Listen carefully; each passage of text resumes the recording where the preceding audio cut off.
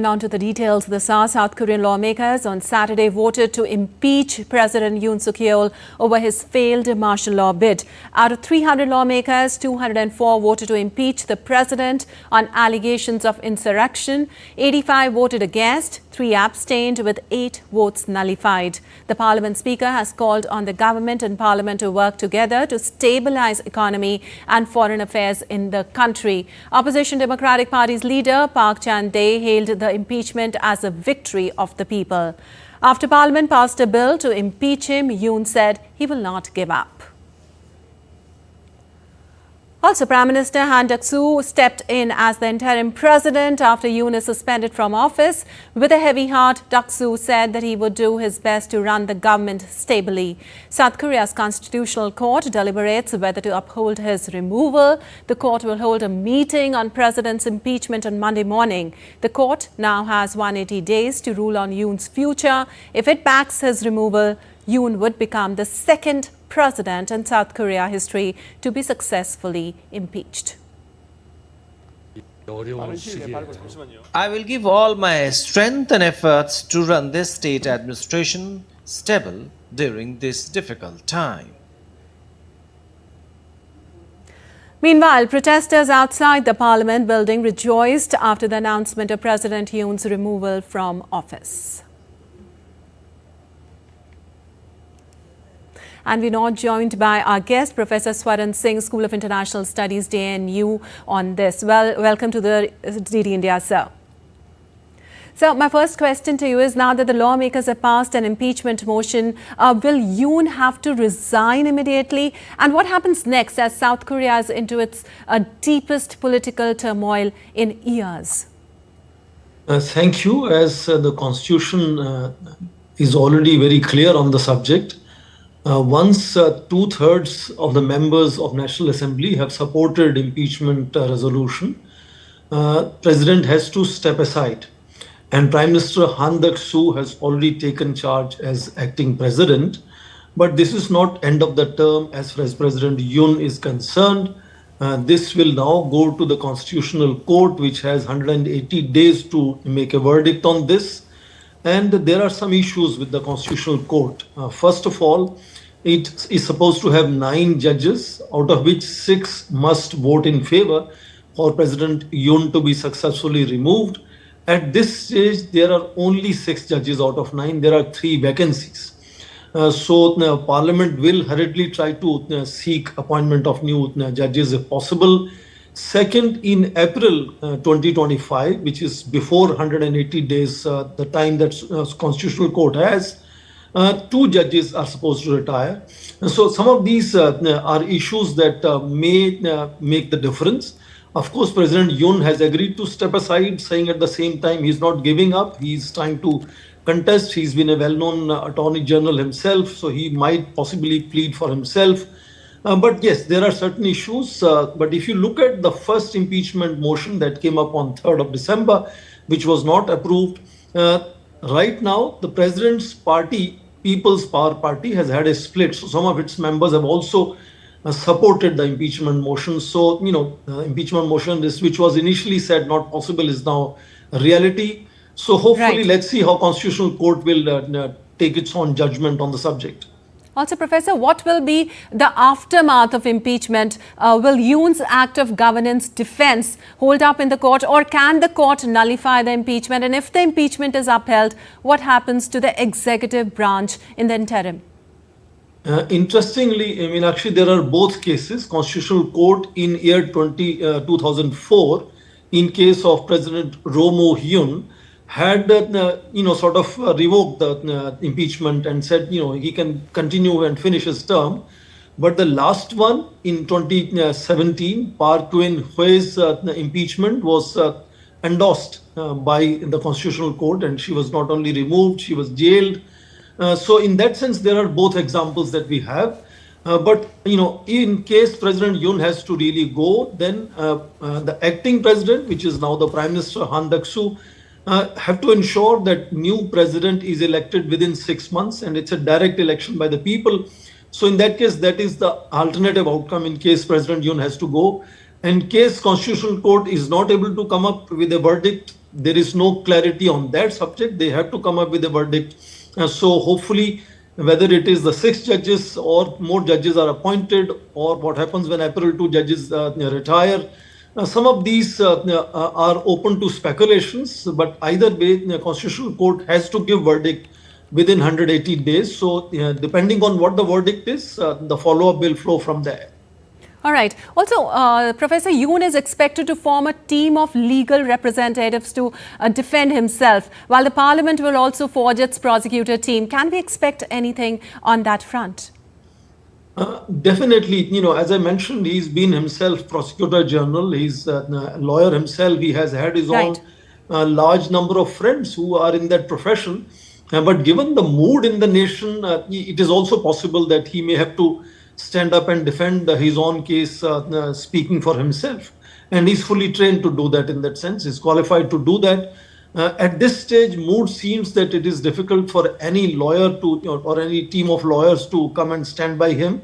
But it's a possibility that he has strong friendships over long career that he has had.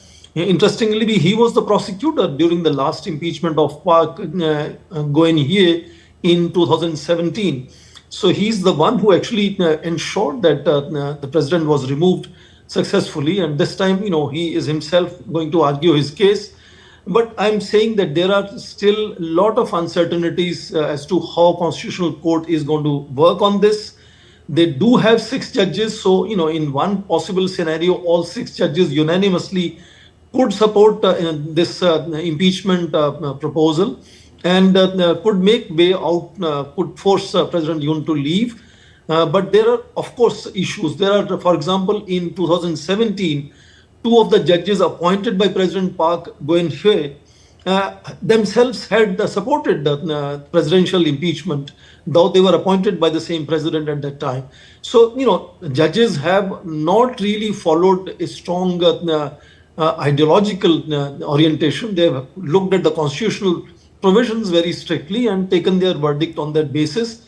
So it's a possibility that all 6 judges could unanimously, before April, before 2 judges retire, could give a verdict, or the 3 new judges could be appointed within that time. But of course, that involves acting president also approving the nominations that come from the parliament.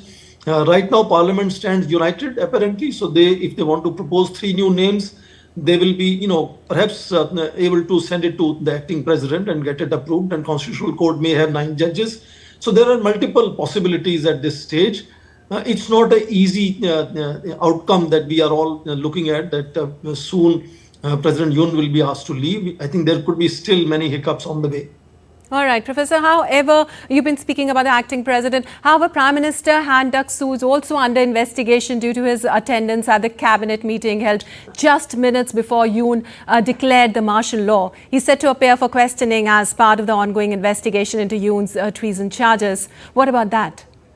I think that is part of the larger chaos that we have seen right now. Right. The defense minister is in detention. A large number of other senior leaders are under investigations. In fact, I believe since 2022 May, when President Yoon took over, there have been 22 cases of impeachments on various officials. So it's been really a turmoil-ridden period in that case of each side trying to do as much damage to the other side as possible in that sense. But constitutional provisions at this stage are clearly that Prime Minister Han Duck-soo is going to become the acting president and will fulfill all the duties of a president. Like I mentioned, approving nominations for the next 3 judges for the Constitutional Court is one possibility. At this stage, all executive powers of President Yoon are put aside. He is no longer executive functioning president, but he can, of course, defend himself. And only now, this case of treason is the one which is going to be investigated by Constitutional Court. That means all other investigations against President Yoon now kind of stay in deep freezer. They are not to be activated at this stage. Apparently, I think there are fairly chaotic reality at this stage as to what is likely to happen.